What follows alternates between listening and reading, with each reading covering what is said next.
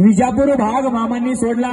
दोन्हीला पालखी आली, दोन्ही गावाला मामांचा तळ होता। 3-4 दिवस मुक्काम केला।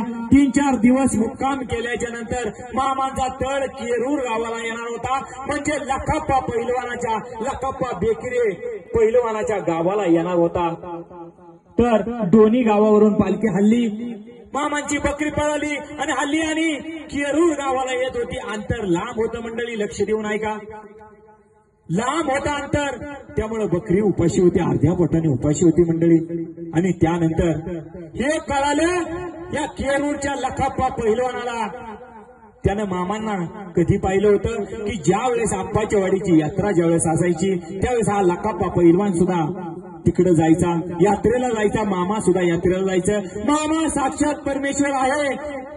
मामा पुढे घडणाऱ्या गोष्टी अचूकपणे सांगतात, जगाचं कल्याण करतात, हे त्याला चांगलं ठाऊक होतं। आणि लक्षात घ्या मंडळी, त्याला हेही ठाऊक होतं मामांची अर्ध्या पोटाने बकरी उपाशी आहे, मामांची बकरी जर उपाशी तर देव जेवणार नाही, हे सगळं त्याला माहित होतं। त्यानं ब्राह्मणाचं 8 एकर क्षेत्र, 8 एकर शेत करायला घेतलेलं होतं। त्या गवतामध्ये, त्या शेतामध्ये गवत होतं, मका होती, ज्वारी होती, भुईमूग होता, नाना प्रकारची पिकं होती।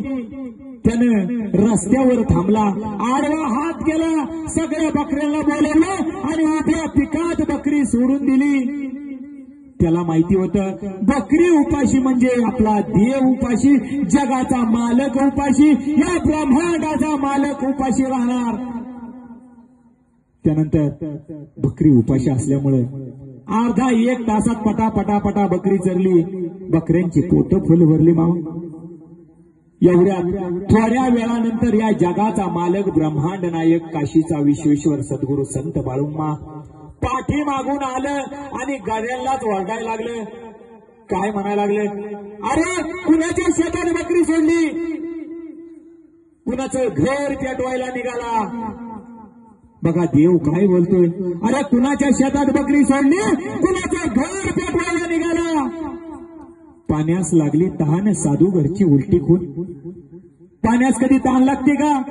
साधू घरच्या उलट्या खुना। विचार करा मंडळी, सोयीचं करा, कुणाचं घर पेटवायला निघाला, कुणाचं वाटोळ करायला निघाला, म्हणजे कुणाचं चांगलं करायला निघाला का?